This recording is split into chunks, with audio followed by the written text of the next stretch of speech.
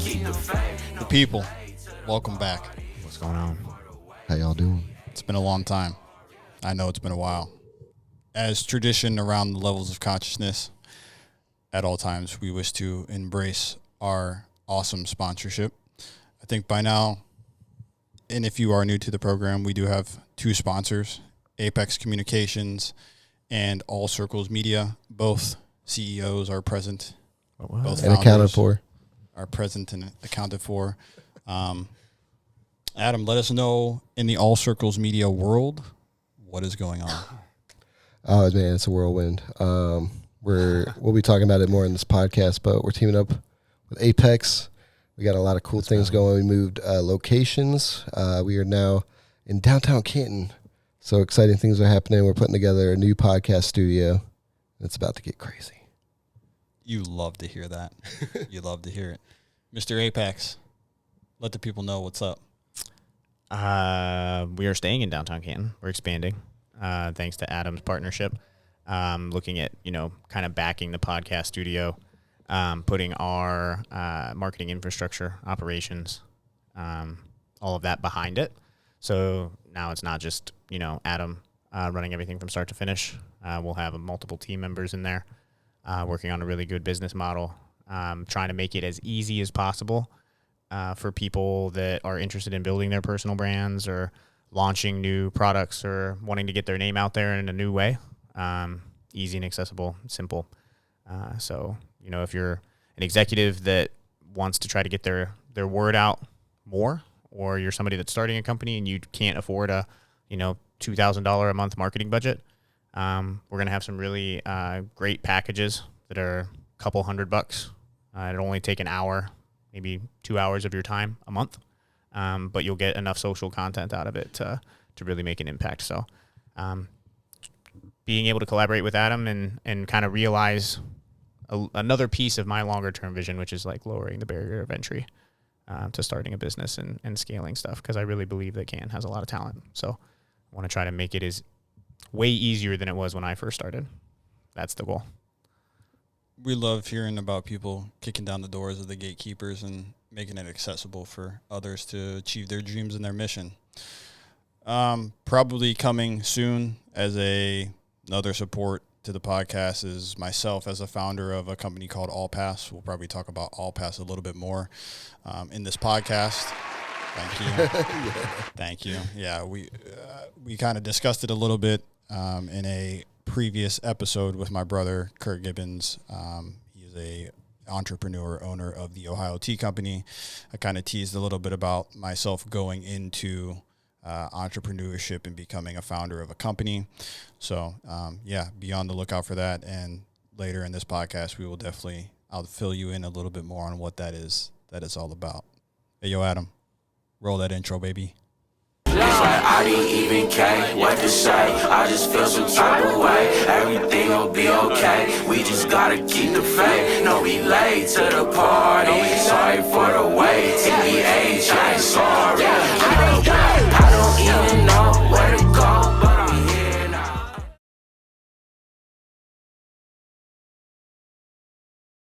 If you are feeling suicidal at any point in time, please make sure to reach out to the crisis hotline. I do not have the crisis hotline off the top of my head, or you can reach out to NAMI at any point. There is mobile crisis in the local Canton area. If you are in need of mental health services, please reach out to any adult that you trust. Yes, I work at the General Shepherd here, but there are multiple different outlets at Canton in the Stark County area to meet that need. If you are in fear of one of your friends and need a wellness check, please don't hesitate to reach out to 911. They will run a wellness check if the concern is there. You do not have to fight alone. There are people out here that want to help you through whatever you have going on. We just want a chance. And if you go to a therapist and you're not vibing with the therapist, that is okay. Stay positive. There is a therapist out there for you. Please continue to work, because when the therapeutic rapport is there, miraculous things can happen. I truly believe in that at all times. Sometimes it sucks. Sometimes, just like medication, you got to try a couple. We are here. We want to help. I was just going to say 988. I know that was something that was federally instituted as a suicide prevention hotline and crisis hotline. So outside of 911, 988. I apologize for also a not good having the number. numbers off the top of my head. That's probably should be something stuck in my head. But again, Kent has mobile crisis, 911, 988, NAMI, suicide hotline. Yeah. We Quick are- Google search. Yeah, Google we are search here. for it, yep. Okay, we're not hiding. None of us are hiding. We want to see people return to health. That is the goal, no matter how long it takes. We want to see people flying in life, returning to health, and taking advantage of this exoskeleton suit that allows us to do miraculous things. So, again, All Pass as well. We are not to replace what I do on a professional level. Please understand that. This is a program to assist. This is a program for prevention care. But this is not a program to replace your primary care physician, your psychiatric nurse, your psychiatrist, myself as an LPCC, or your social worker. We are not stepping in to replace those folks. We are merely trying to come alongside them and partner with them and be a conduit, a tool, an instrument to increase the wellness of athletes. So, again, we here at Levels of Consciousness are advocates. We're advocates of health. We want what's best for everyone's wellness, but we also aren't necessarily the go-to folks when it gets to a serious level. Yes, I am in a professional sense, but please, engage the professionals, because the professionals are here for you. The people, what up? Hey. Welcome back to the Levels of Consciousness. It's really good to have you guys riding along with us. I know it has been 2-3 months-ish since we've pushed out some content. We will explain all of that here shortly. For those of you that are new or are being introduced to us, my name is Quebec. Everybody calls me Q. I am a licensed professional clinical counselor. We are actually chilling up in my office right now to film today's podcast. I'm a father of 2, a husband, an overall knucklehead, now a founder of a company. So to my left, the man on the ones and twos, the engineer of this podcast, the man that really makes this go, my man Adam in the building. What's happening, DJ everybody? Robb, right? CEO of All Circles Media. And sitting next to him, Mr. Apex himself, former nurse, knows a little bit of everything, Mr. Jan Almasy. Yes, sir.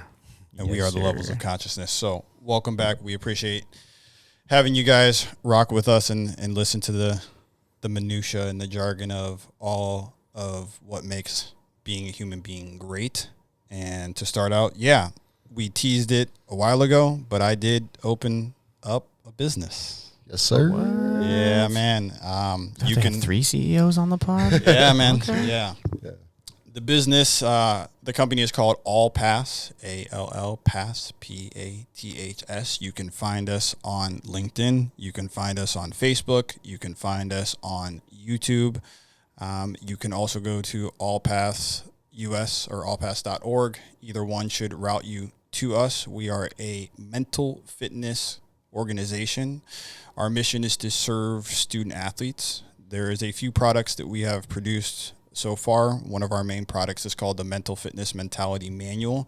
It is essentially a workbook guide for athletes, student athletes. And when I say student athletes, our target population is 10 to 22. So we are not targeting your professional athletes at this time. The goal of what we are trying to do is to help prevent athletes from getting to a place of burnout, self-esteem issues, over inundation with social media. I will not shy away from this word, but suicide, and just losing self-concept of who they are within their athletic identity. I think the American population, and I am a victim of it, and also probably part of the problem at a point in time, is when our kids get into organizations, club teams, AAU, travel soccer, academies, private coaching, baseball stuff, it really takes the fun away from the game from them. It really puts a lot of pressure on them younger, which comes with a lot of mental health issues on top of actual mental health issues. So our goal in creating the Mental Fitness Mentality Manual is to give parents, athletic directors of clubs, local businesses that work with athletes, trainers, a outlet, a manual, a tool that they can walk through developing a healthier sense of self within the field of athletics. No matter what sport you play, track, football, baseball, lacrosse, female, male, it does not matter. I have written this manual in a way that a fourth grader should be able to comprehend, understand, and work through each activity. On the back of the manual, there is a free, wide-open journal. You guys have heard us talk about Phil Stutz many times, and one of the things that Phil Stutz stressed is the best way to have a relationship with the self is tapping into the unconscious, and the best way to tap into the unconscious and solve a lot of your own issues is through journaling. So in the back of the manual, there is wide open free space for an individual, just like a speed ladder, just like a heavy bag for boxing, to continue to work on crafting their mental fitness over the course of time. So it's not you go through it one time and you're good. It's a tool that can be revisited over and over and over and over and over again. Can be practiced. Over and then applied. Within that business structure, we have also offer a service. We call it Talks with Q per se for now. It is a direct service that goes to your sports team. So if you're a varsity coach, if you're a youth coach, and you wish for me or one of my teammates to come in and do kind of like group therapy focused on helping develop the mental fitness of your organization. So that could be looking at expectations, looking at pressures from coaching, pressures from family, again, social media pressure, expectations, whatever the case may have you be. We'll do a certain amount of sessions. This will also be incorporated with some data through Google Forms, very simple pre and post tests that will then produce some validity and some quantitative data so that now you can see the benefit of what we're doing. And then the third level of direct service for now is kind of like a coaches symposium where coaches can come in and sit down with me and go through just a little bit of the mental fitness manual, the purpose of why understanding mental health within their organizations, within their rosters is very important. Maybe some things to look out for to assist the coaches, giving them some sort of idea of some resources, and then just kind of troubleshooting some of the things that they're seeing to try to equip them and increase their awareness and understanding of how to handle that within their teams. And that's what All Paths is all about. There is also a podcast series to it for sure. Our first podcast is out, filmed by my man Adam, who's again doing everything on the ones and twos for us, with Colin Byros. Colin Byros is a local product in the Canton area. He went to Jackson High School. He played for the Columbus Crew Academy team, ended up going to Akron University at a time where they were ranked number 1 in the nation, left there after a few years, went to Syracuse, and played in 2 national championships, one for Akron where they lost, one recently for Syracuse where he won. He made 93 appearances in Division I soccer. He's currently playing for Akron City FC.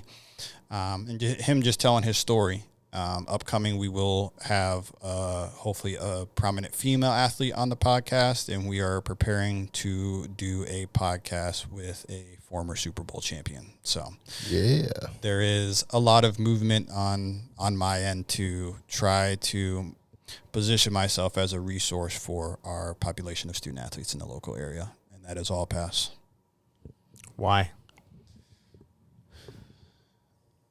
I love sports. Being a former athlete, being a former high school soccer coach, and getting away from my athletic identity for being here in this office. You know, being a therapist is a full-time gig. You can't be half in, half out. You got to be all in to, I think one of the popular terms is hold space. and hold space for your clients, you have to be fit to do that. And to be a good husband, to be a good man of Christ, to be a good neighbor, to be a good friend, you have to prioritize your focus. And in prioritizing that focus, I had to let go of coaching soccer. And I was okay with that. Coaching soccer is what got me into this office.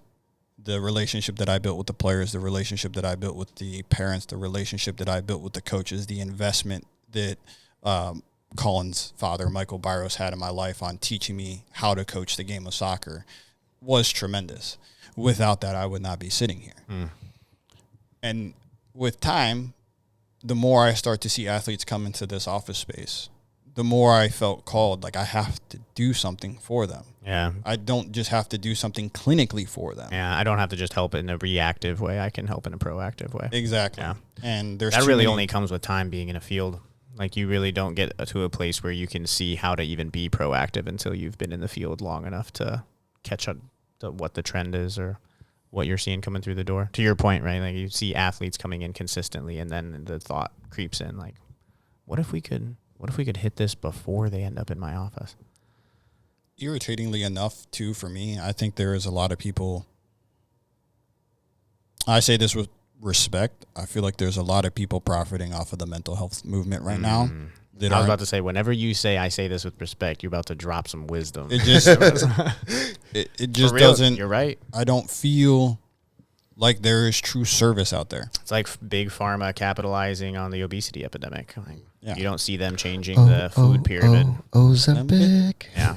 You know, They're still trying to convince people that 7 to 9 servings of grain a day is healthy. yeah. I remember working at Panera in high school being like, I'm getting my bread today.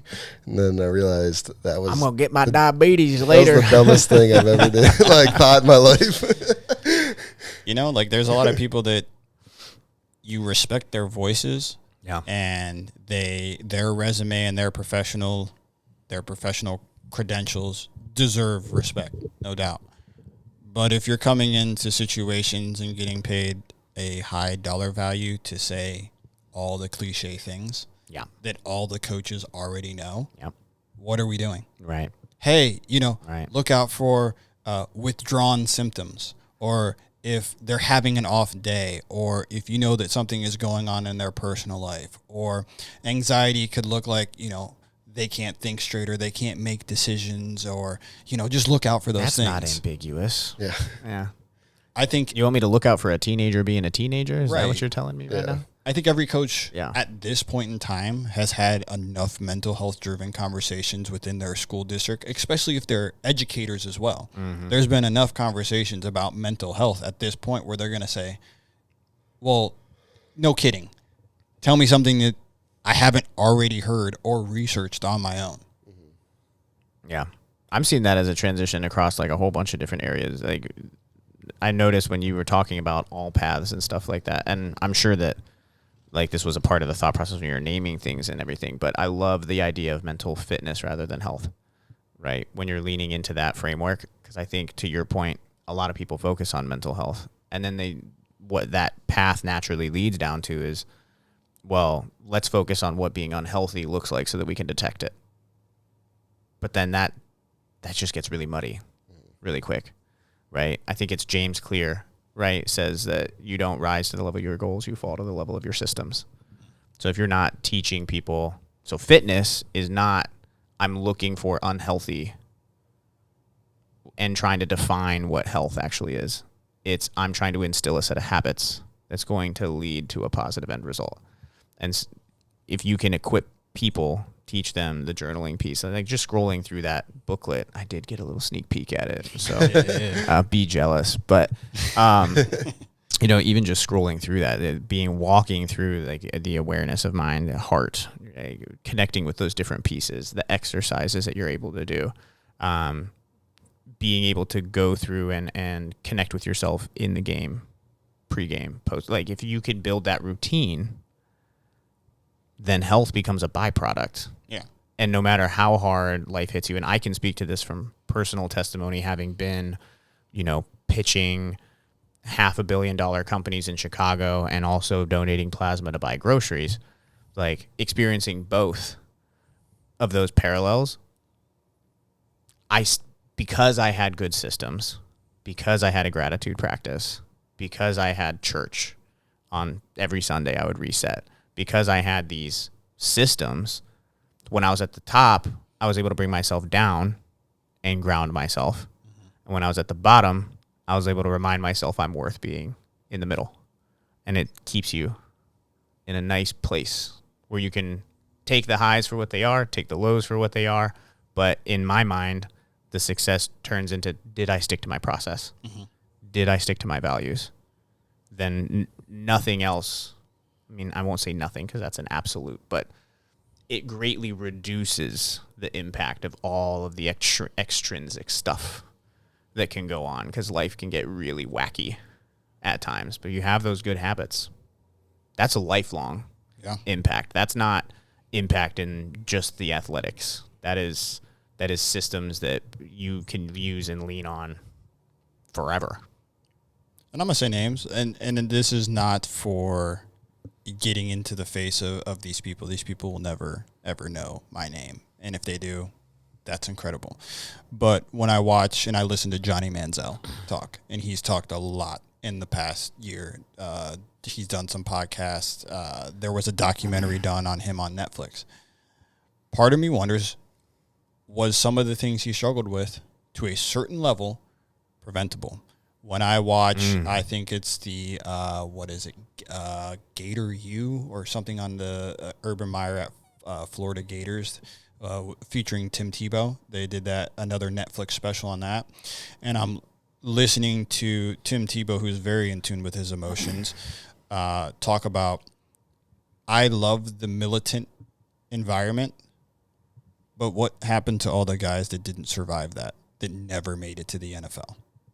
Where is their mental state? Dude, I mean, we interviewed Jason Mogus, Yep. like Dr. Mogus from Center for Renewed Minds, and his main entrance into the world of addiction was this feeling of loss after injury in college athletics. Yeah, he did. And then a loss of identity and a loss of self and a loss of purpose. That's something I learned, like doing that video with Colin, like the identity part of it, like, because I never really, like, I did, cross country in high school and like a couple maybe little sports here and there, but I never really like put a lot of identity in sports. So it was kind of eye-opening to me, because I was like, man, I can see that, like, you work so hard in professional sports, there's only so many slots. And so when you fall short of that, no matter how good you are, like that fall down, like you got to have something that keeps you going, or you go, you turn to other things.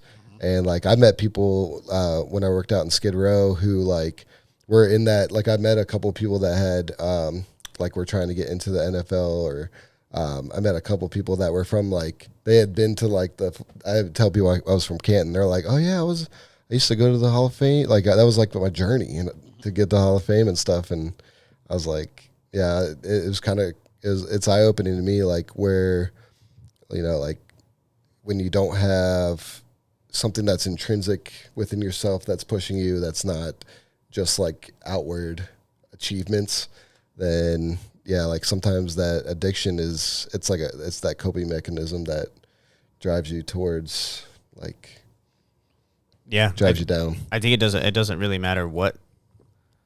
I'm trying to figure out how to phrase this. Identity loss is identity loss, regardless of what system you drop out of. Yep. Right?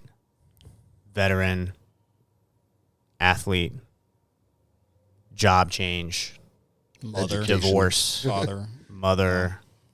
Yeah, there's a difference between parenthood, like the experience of being a parent, and parenting, the tactics of being a parent. empty nesting. Empty nesting, yeah. Anytime you go through a phase transition in life, if you are too anchored in your identity, you're going to suffer a sense of loss. And if you're unable to attach to any identity, you're just a nomad. So there's got to be a balance, Yeah. right? Between like when I'm in this moment, I'm fully present in this moment, I'm fully present in this identity. I have this intrinsic, that's in the Catholic faith, and we talk Christian on here all the time, right? That's why virtue is such an important thing, because it's not these external values that are like painted on a wall, right? Virtue requires execution consistently. Like one of the phrases, right? Like rent is due every day, right? Like you have to pay rent on those things every day. You can't say I have the value of courage without being courageous. You can't say that I have the value of integrity without consistently being honest, right? Like your life forms itself around those values. So when you go through those phase changes, you're going to default back to something that you need to try to sort through. And I see that with a lot of my friends that were vets, college athletes, anything like that. They're like, okay, well, what is my purpose? And those periods of life are important. Like you don't just want to, back to like a biblical reference, right? Like the Hebrews did not just stay in Egypt the entire time. There's a reason why that's a universally applicable story, that you get forced out from under tyranny. So some type of value or system of belief is owning you. And that's not necessarily positive or negative, right? But in Egypt, it started out amazingly positive and ended tyrannical. The Pharaoh decided, I now hate the Hebrews, even though they saved our civilization 3 generations ago. When the system becomes tyrannical, that's the time to go on an exodus. Or when the system is broken, when it's time for a transition, you're not going to be able to skip directly to Canaan. You're not going to go straight to the River Jordan. You got at least 40 days in the desert, surviving on manna, trying to figure out what's next. And that's, if you just think that you're going to be able to like make a transition and immediately find yourself again, you're not. But if you make that transition and you recognize like, oh, this is just a natural part of the journey. Like this feeling of unknowing, this feeling of loss, this sense of grief of the previous version of myself. Those are all emotions that I can give myself permission to feel. Yep. Yeah. And they're all good because it allows you to rediscover yourself. But I love, and that's another, back to the all paths, like to bring this full circle and land the plane before I just talk the entire podcast. Like the reason why I really love what Q is doing with that all paths is because if you don't have at least some framework like that, like I was blessed enough that I was in the military at a time where the military taught those types of frameworks. Had friends that have taught those types of frameworks. So I was able to make those transitions. I can't imagine what it would be like to be forced into the desert with no guideposts. Yeah. What do you do? I think that's where, there isn't necessarily an exercise in the mental fitness manual that is focused on helping transition away from the game, but there's enough hints to it for the 8th grader that does not want to go on and play high school. Mm-hmm. And he or she is coming to terms with the fact that I like playing sports, maybe I'm good at them, but I do not have a desire to pursue them at the high school level.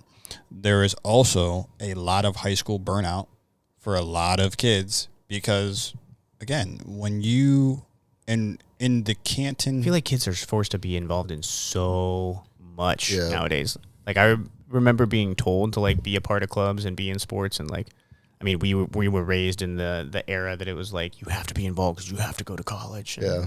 I would say it's worse now. Really? I would say it's worse now. I say I haven't been in the school system outside of just like speaking to classrooms lately. So from a sports standpoint, it's even more intense. And let me again try to, for those of you that might not be local to Canton, the Starr County area is small towns that are extremely close and extremely competitive across, across your major sports, right? So your football, your basketball, your baseball. For me personally, wrestling. I would say soccer, wrestling for sure. Most of the schools, depending on which sport you are attempting to play, because of the sheer size of the district, you can't just show up at high school and go, okay, I want to play football. No. Or, okay, I want to play baseball. Again, it's school district dependent, but in particular, the district that I'm from, the Federal League, all Federal League schools, if you're not playing AAU baseball or high-level travel baseball at 8 to 9 years old, and I'll speak for Jackson, Massillon Jackson, they have won 2 state championships in the past 15 years. If you're not playing some sort of high-intensity travel baseball, you have a swing coach, and you might have like a fielding coach or like a speed and agility coach by like 9 or 10, you're behind. Right. And by the time you get to high school... That's like the whole Northeast. Like Northeast Ohio is crazy. By the time you get to high school may not even be an option because you're not going to be able to cut the team. Yeah. And athletically, maybe so. You have to show some sort of promise, but you've missed 5 years of development because all of your peers either financially have it or there is just a level of contribution from the mentors, the coaches, the OGs, the families to make sure that your son or daughter is in position to be the player that they envision by that point. So if you're not playing AAU basketball, if you're not playing high competitive club soccer, you don't have a chance. And AAU is just like inter-season sport? Okay. Or I mean, I think for the most part, and anybody can correct me on this, I still think high school basketball has priority for the most part. But outside of that, you better be traveling the country. Right. You better be getting in front of those college coaches. You better be playing, that high level of that brand of ball to make sure you're setting up your future. So if you think about that at 10 years old, 11, 12, that used to be like, I used to look forward to that. Now think about the pressure and think about the framework even at the start not even being implemented. Right. The frameworks that you were talking about. Right. At a time where they should be learning those frameworks, people at a certain level, and sometimes it's parenting, are expecting the kid to have the framework. Right. So then by the time they're a senior in high school, why do I want to continue to play college? Yeah. Or am I D1? I'm not. So D2, D3 doesn't matter. Right. The love of the game has been sucked out of them. Right, yeah. So now you don't love the game when you could be a very good D2, D3 player. You could also acquire a scholarship that would help pay for your education. Oh, by the way, you've just let one of the major pieces of your identity formation die. It's like, you could say it's like white knuckling off of a substance. Yeah. It's just, it's gone. And then by the time you realize, oh my God, it's gone, where am I at?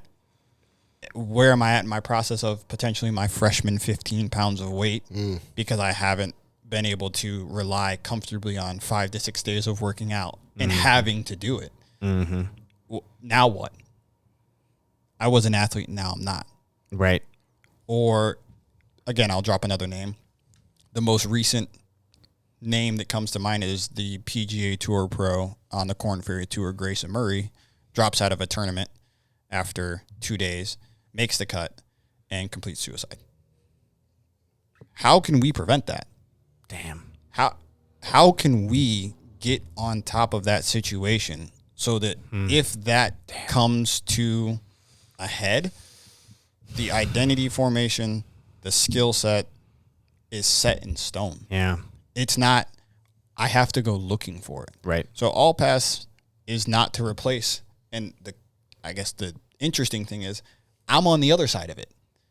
So I'm trying to create something to help clients not walk through my door. Dude, that's what the best CEOs do. I mean, that's what I was just talking about with like lowering the barrier to entry for personal branding and starting your company and getting your name out there, right? Like if you experience a problem deeply and know what that pain is like and have survived that pain, you have the best possible, a very, very high chance of being able to go back and say like, well, let's patch over some of these potholes so that the road that you're driving on is a little less bumpy. There was a coach that I had for wrestling, Skip Lachlan, at Canton South. And I think one thing that you said that's like really just teleported me back to the wrestling room And then I think Skip did really, really well. And I'm like, now, I mean, I've always been grateful to have him as a coach, but in this conversation now, I'm realizing like even more grateful that he was the coach. He would sit us down before the beginning of every season. And I mean, wrestling at Canton South was intense, right? Like we were D2, but we trained with Perry. We trained with Jackson. Like we trained with these Federal League D1 schools. We wrestled with Massillon kids. And then we would demolish D2. And he would train us at that level when we come back.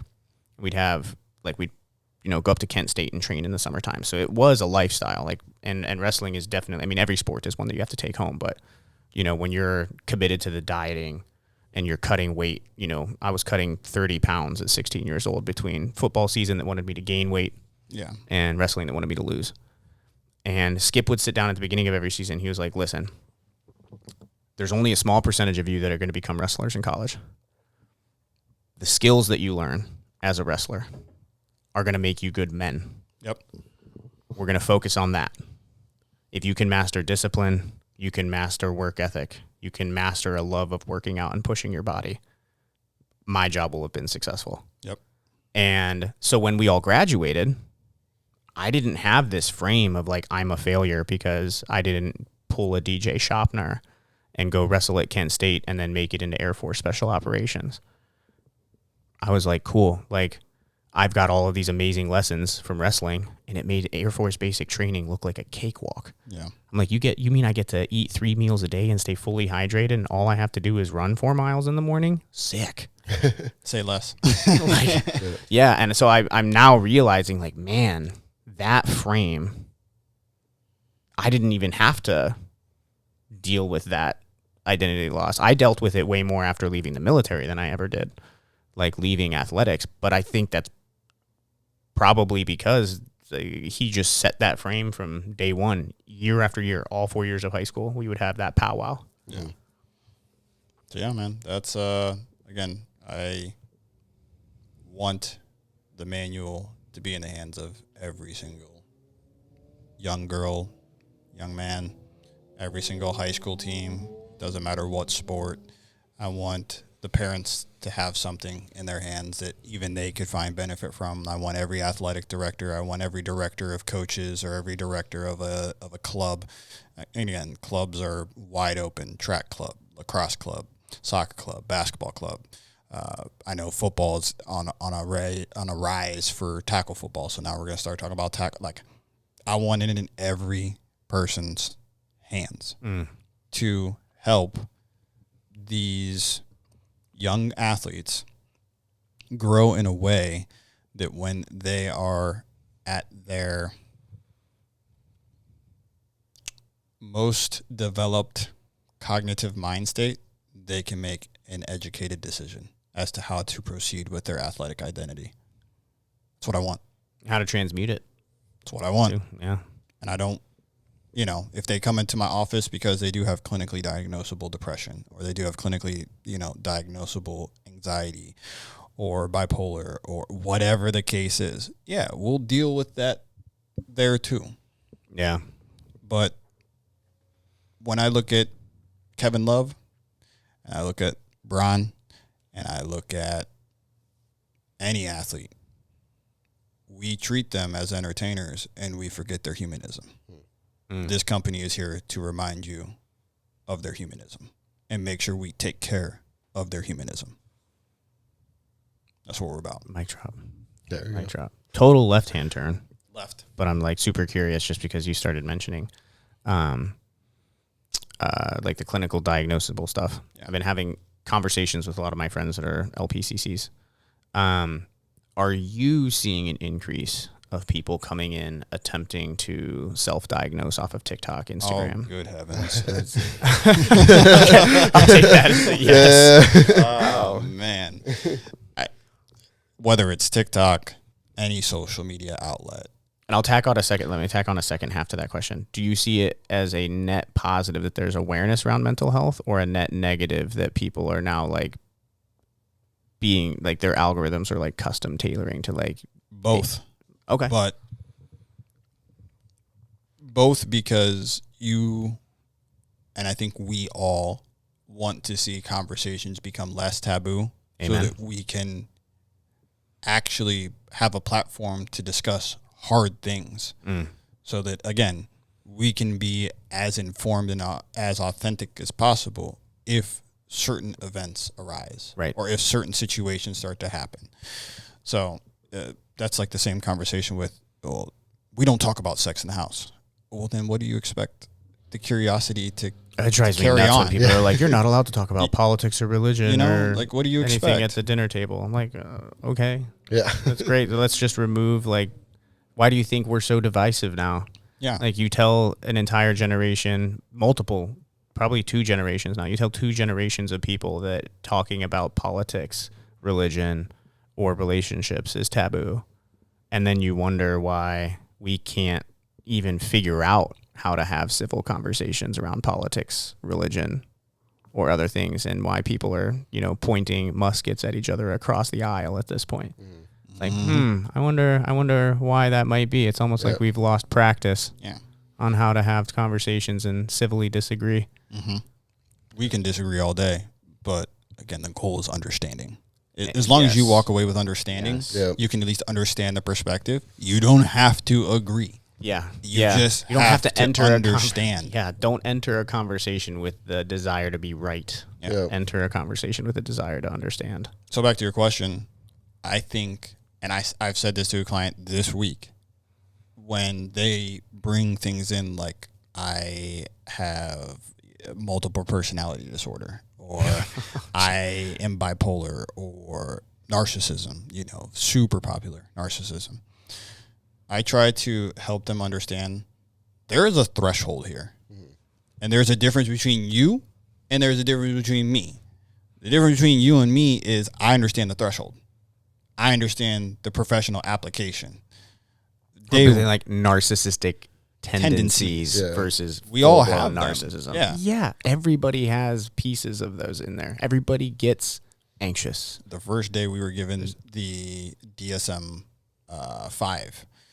to start to study, I forget who my professor was at the time, but she said, now, guys, gals, be careful here, because once you start reading this, it's very easy to convince yourself that you meet every single diagnosis in this book. Dude, that's like going to WebMD. It's diagnose it's dangerous. Pain. You're like, I have an very ulcer easy. or cancer. But you just have gas. That's the difference between professionals.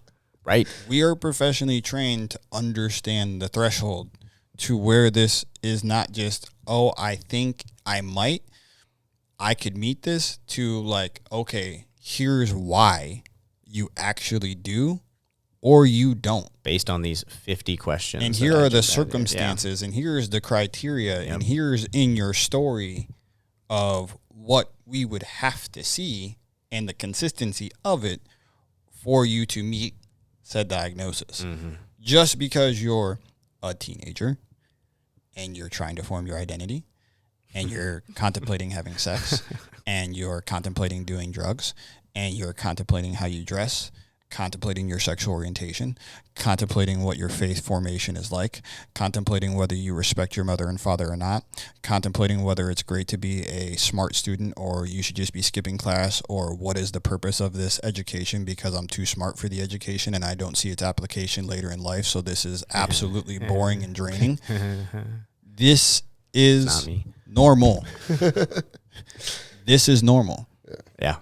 Yep. Just because you're anxious doesn't mean you're clinically anxious. I understand that you've seen it on a TikTok. I understand that it may make sense and explain what's going on, but once we drill down into and zoom in on what actually is happening, I would say 70% of people go, oh. And I say, so what do you think? And they're like, I probably don't have that. Right. No, you don't. Yeah. But if they don't ever take the chance, and this is a message, if you are experiencing any of the things that Q just laid out, or you're experiencing the urge to self-diagnose, or you feel trapped inside of this headspace, like, that's why it's important to seek therapeutic conversations or go to a counselor. All 3 of us, I believe, have been to counselors, right? Mm. So that's why it's important to go have those conversations with somebody that can ground you, because very similarly to like if you buy a blue car, all of a sudden everybody's driving a blue car. The way that our minds work and the way our perception works, once you decide that you're seeing something everywhere, you will see what you choose to try to point your attention at. And until somebody can come in and break that exactly. Yeah, that's what the algorithm rewards. That's like that's what it's good at. Like, you know, like we've talked about, like you and me, like we're probably like high functioning ADHD, where we don't like necessarily need medication, but we need systems to focus us. And on my TikTok's full of it, like, because I've watched it, you know, just long enough that it's like, oh, this guy likes watching videos about how to, you know, take like better themselves as somebody with ADHD. And so I get served that a lot, and a lot of it's helpful, but then some of it's like your life's a mess. Like, oh, you know, and I'm like, is my life a mess? I mean, and then there's a lot of products. There's a lot of people trying to sell products that hijack that like, okay, the algorithm knows that you've spent 0.5 seconds longer watching this type of video. And then people can buy those data sets, and then they're pitching you done ADHD. I mean, ADHD is also like I'm a big chunk of my feed, but I also do like ADHD coaching, and like I'm involved in that space. So that's no surprise. But, you know, if my algorithm all of a sudden were to switch to ASD or anxiety or any other diagnosis, you know, at this point I have the resilience to be like, okay, this is great information, right? But if you've never taken the time, if you don't go out and have those conversations, have somebody re-ground you, it's easy to see, you know, grizzlies hiding behind every tree everywhere you walk, right? And until somebody points out, like, hey, those are actually teddy bears. Or they're just shadows being cast. That you like, okay, so you don't know what it is, but now you're imagining that this is a thing. And it's easy for that to accuse point. It's easy to convince yourself. If a student that is going to school specifically for counseling needs to be warned about a book potentially leading them down a path of self-diagnosis, that means that it's a super intense thing. And that if you are not a student specifically going to school for that thing, being told by a professor, be careful, this information can be really impactful. I mean, that's the gift and the curse of the internet, right? Limitless access to information, but it's limitless access to information. Or flip that, and I've been saying it's limitless information that has access to you. It's dangerous, and that's why, like, I have the power. It can be, for sure, yeah. I have the power to diagnose, and I have the full and utter right and power to not or to remove diagnosis at any given time, because that's what I see. I am very hesitant and very careful with my words because of that. I said in a mental health symposium at Walsh in my speech I did, it's like, I can make and manufacture a problem for anyone. And I can change the course of someone's life like this. Hey, I think you have blah, blah, blah, blah, blah. Well, if that's validating or confirming something that might not be right, or it's situational, without giving them the appropriate awareness and idea that maybe this is situational. This could go away. This might not be you for the rest of your life, but right now, in this moment, what you're saying appears to cross the clinical threshold.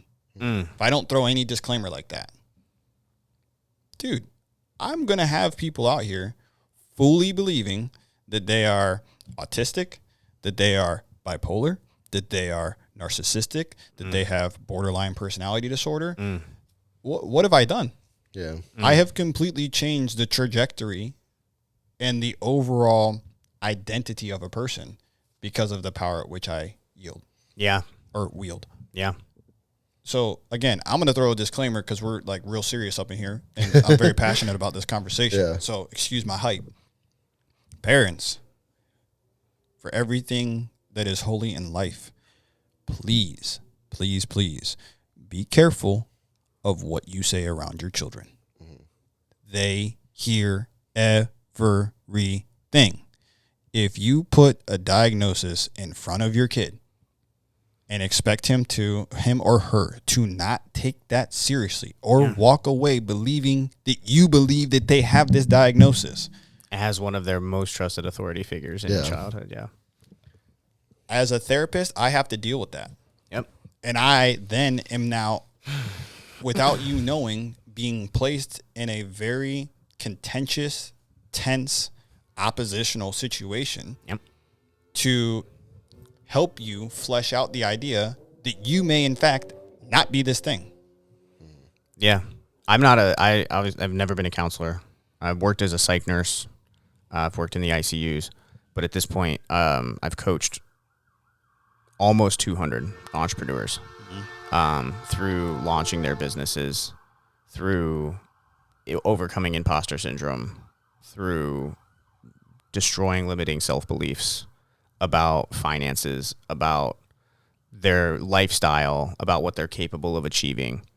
And I consistently hear, like when I'm in those coaching sessions, I probably do 3 or 5 a week. They're about 45 minutes long. And it doesn't matter what field people come from. It doesn't matter how long they've been practicing.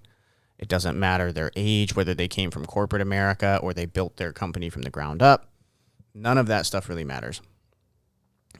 Almost every single one that I've worked with has required some type of unwiring because at some point in their life, someone that they really admired or trusted told them that they were something. Mm-hmm. Whether that was you are inconsiderate with the amount of time that you spend building your thing. Mm-hmm. You are, we were just, again, shout out to Jason Mogus. I was talking to him because I'm doing coaching with him and Rose. Rose Mogus is his wife, partner, business partner, just for context. They're both entrepreneurs, right? And they enjoy the lifestyle of work-life integration versus work-life balance, right? There's some people that want to go to work, and then when they go home, they're not at work. And there's some people that really enjoy merging the two together. And Jason and Rose love being husband and wife, talking about business at the dinner table, flushing out ideas, living life together through their companies, and building together. They still spend ample amount of time with their children. Their children are involved in the business. They really enjoy, they still go on vacations, but they constantly get this feedback like, oh, you shouldn't spend so much time working. Like, at least I spend time with my family, you know, or, oh, I can't imagine living your life. It must be so miserable. And when we were working together, and I know Jason would be okay with me talking about this because he talks about it publicly. He was like, at first, like me and Rose were like, WTF, like maybe we're living our lives wrong. Everybody says that we are like, there's no way we're as happy as we seem. Are we actually as happy as we seem? Like, are we really content with this? And then they had to really anchor themselves and be like, yes, like this is what makes me really happy. And I really empathize with that because I get a lot of the same flack from people where they're like, how do you do all the things that you do? Or like, you're involved in so many different things. You must be so stressed out all the time. And then this is like years ago before shout out to counseling, like I worked through this, that it was like externally imposed opinions on me that I was like, should I be more stressed out? Like, am I not as stressed as I should be? Like, I don't feel like I'm wigging out all the time. Like, I really enjoy this. I love building things. I love switching my mind space. I love flexing different parts of my brain in different ways, sometimes multiple different ways with multiple different companies in the same 24-hour period. Yeah. But that makes me really happy. Mm-hmm. I still spend a lot of time with my family. I still make time for a lot of my friends. Like, I have this balance, and I had to get over like, oh, that is somebody else trying to impose what their version of happiness is on me, not what my version of happiness is for myself. And so finding that piece and realizing like, oh, I don't have to live my life by somebody else's happiness standard. Yeah, I think it's all about priorities, right? And having a authentic sense of balance within yourself. Because like behind the curtain, right? But we'll go behind the curtain for 2 seconds. Right now, Y'all can't see it. I'm tense as hell. Right? I'm tense as could be. Why? Because I know that my wife has both of my kids at home right now. Yep. I know she went and got my oldest right from school. I know what time it is. I know how much time I've set aside to do this. I know how tired she is. So yeah, half of me right now is like, I want to be here. And the other half of me is like, I need to hurry up and get the hell home. Yeah. Because it's always like on the back of your mind. It doesn't matter what I'm doing. Yep. Yeah. But it means you care about being a dad. But I commit to this. I'm committing to my business all past because I wholeheartedly believe in my goal in life is to serve my community. I think it's good on multiple fronts. I'm fully committed as a therapist, and maybe this is something we'll end on here. God drives everything that I do. Preach. I don't want that to be a secret. I'm not shoving it down your throat. We are not shoving God down your throat. God would be disappointed in me. He would not be upset. He would not shun me. But I would definitely know that if my house fell apart, if my marriage fell apart, if my relationship with my sons fell apart, nothing else in my life matters more than that. Not a client, not a podcast, not my business, nothing. Yep. And that is the balance. Yep. So yes, I'm very thankful to have the talent to the gift of gab. I'm very thankful that I was called into this career. I'm very thankful that I have potential business that can help serve the greater good and leave this world a better place than how I found it.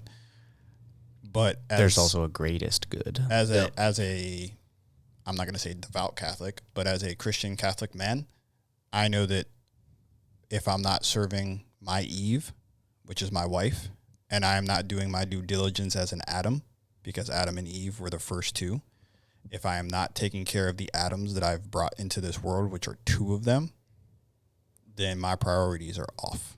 And it has to be balanced. And when it's balanced, the freedom is endless.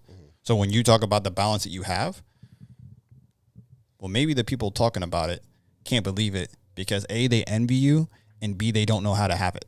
Yep. And so they're going to make you feel bad about it. I see that with a lot of people that are like starting off their journeys, and it causes so much anxiety. It caused a lot of anxiety for me. Yep. Sure. You know, when you start off that journey and everybody around you is like, yeah, that doesn't make any sense to me. Yep. Great. God forbid you came up with an original idea. Yeah. You know, you Googled it and you couldn't find any search results. That's sick. Yeah. That means you had an original idea. That's awesome. And like to piggyback off of you and we can get towards wrapping up, so that you can hold those priorities straight. Yeah, there you go. Right. I think what you just mentioned there is that, and one thing that I admire about you, right, without getting too sappy, is that you have this ability to see those priorities and have a partner, right, that as long as you don't abuse the need to sit and have a conversation for a little bit longer every couple months. Yeah. And you hold firm to like, I do hold you as my priority, right? Having a partner in your life that is like, hey, I'm gonna take this. I'm gonna handle this so that you can do your thing. That's awesome, and you need to be able to have somebody like that in your life that can provide that support. And whether you're, you know, it doesn't matter what type of relationship it is. If it's husband wife, if it's best friend, if it's father son, if it's mother daughter, mother son, father daughter, whatever. It doesn't matter what the relationship is. If one side of that relationship sees compassion in the other person and then takes advantage, that's when it gets rocky, right? Or sees the desire of the other person to give and then capitalizes on that and takes constantly. But just the way that you lay that out right there, right? You're like very firm. These are my priorities. This is how I do things. Nobody's perfect. It's never going to be a perfect situation. So there are going to be times where every now and then, like, she's going to have stuff that she has to deal with and you're going to pick up the slack. Yeah. You're going to have stuff that you have to deal with. She's going to pick up the slack. There's days where both of you are going to bring 20% to the table and be like, all right, what are we going to do today? We got 40% total. Yep. Let's figure it out. Yeah. And that's what makes relationships awesome. Yeah. It doesn't matter if it's best friends. It doesn't matter if it's parent, child. It doesn't matter if it's husband, wife.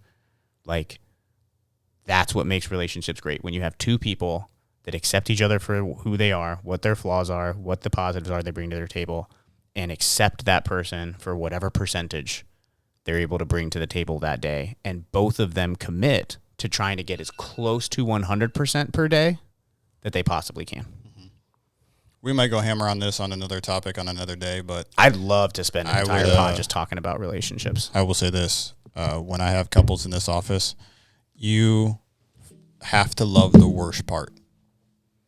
It's for better or for worse, but really, it's about worse. Because if you and everyone else, we want someone to let the worst part of us know that it's okay. I see you, and I still love you. Not, I see the worst part of you, and we know the worst part of us is like, if that person only knew this about me, they would dehumanize me. They would think I'm a monster. They would not even be able to stand the sight of me. So I'm going to hide that. But if you have somebody that you can show them that and they meet that with love, that's the toughest part about long-lasting relationships, is getting people in a vulnerable space enough to show the worst part of them, which will happen over time, and be met with love rather than, what is wrong with you? Fix that. Yep. I didn't marry that person. No, you probably didn't, but your relationship has grown over time, and now the lifestyle and the things around you are bringing that characteristic out. Oh, yeah. And that characteristic needs to be pursued with love and compassion and empathy and understanding. And they chose you to do that. Out of everyone. Love that. They chose you to do that. Just like you're asking them to do that for you. Yeah. Don't call me a king. Don't call me a queen if you really ain't going to treat me like such. And sometimes one of y'all is going to have to carry the team like Bron. And it could be a year. It could be 2. It could be 3. Not 1, not 2, not 3. Okay. I'm not talking about rings, but you know. One of y'all might have to carry the team. Yeah. But that's what this is about. Yeah, dude. My dad used to say all the time, and I never understood what he was talking about. It took me so long to process this because he's been saying this since I was like high school, right? And I'm maybe around 25. It really started sinking in. But he was like, I've married 7 different women. I was like, what? Like, you were definitely not polygamous. You've been with my mom for 30 years. Like, what are you talking About to about? slap you, Pops. Right. I'm like, About to get after you, OG. I don't know. like, I don't know. What You do you... got so many other siblings hiding around the country. Right. Right. Yeah, we finna go out back? Yeah, we that's why he doesn't want me to do 23 and me. Dad, we finna step out back? What you say about Mom? Yeah, we finna yeah. step out back? I'm about to. You want this smoke? I'm about to throw hands. But he used to say that, and he was like, "Your mom was a different person when we first got married. She was a different person when we had you. She was a different person when we moved into the new house. She was a different person when we had your sister. She was a different person when she spent 2 or 3 months in the hospital with your little brother. She was a different person when I retired and she went to get her master's degree. She's a different person now that she's a teacher and I'm fully retired." Like, all of those phases. And he was like, and I've learned to and he made like an emphasis on using that word. I learned to fall in love with each version of that woman. All right, OG, Mr. Almasy. Across the years. You love that. Yeah. Yeah. And I'm so blessed to have that as like an example in my house. Pops. You know, 30, we just celebrated 30 years for That's them. awesome. Me and my sister and my brother planned a surprise 30th anniversary for them, and like almost 100 people showed up. It was wild to see. You gotta love that. It was wild to see all these people. People made drives from Pittsburgh. They made drives down from Cleveland.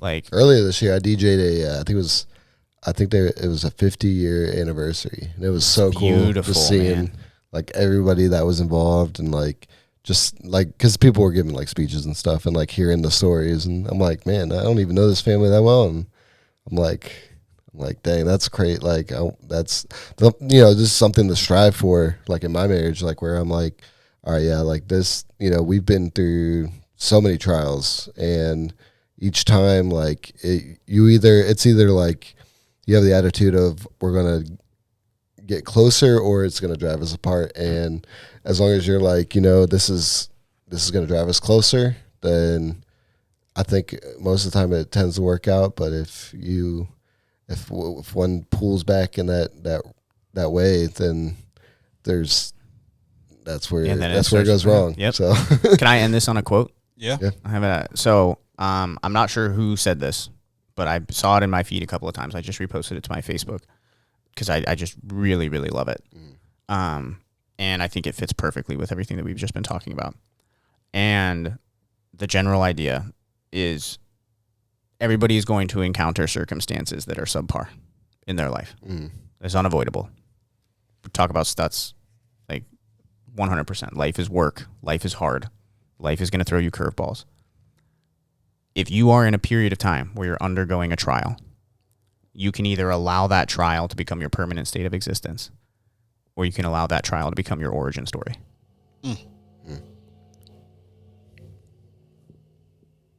Do you want that to be your permanent state of existence, or is that going to be your origin story? And if you want a book to read on that, read The Alchemist.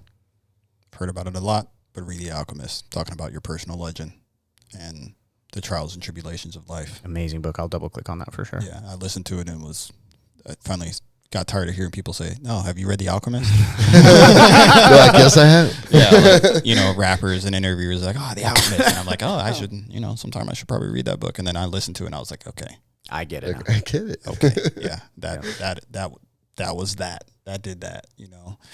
If you're rocking with us right now, we always feel very thankful, blessed, and very appreciative if you've stayed the entire hour and listened to us gab about a bunch of different things. I'm going to apologize on the behalf of myself hogging it about All Pass, because I know that these guys have a lot of good stuff going on with Apex and All Circles. So we will definitely have to, as I like how you say it, Jan, circle back and double click on that, because it is important for them to, these are my brothers in this life, and we want to celebrate what they have going on and what they're offering to our community in Canton. And again, this is not just about the Canton community. This is about offering something to the community at large. I think the three of us are here to leave this world better than how we found it by any means necessary, but with love, respect, empathy, and appreciation. So on the behalf of the boys, the people, we appreciate you as always. We are very thankful. We are very humbled by your presence, by your views. Anytime, please reach out to us with your thoughts, topics. The Conscious Guest series will continue on. Please be patient with all of us. As you hear, we are all going through transitions in life, on a career front and personal transitions, just along with the rest of you. So just be patient with us. And we love y'all. Have a good weekend. And thank you, boys. Peace. See you. Pleasure as always, John. I don't even know where to go.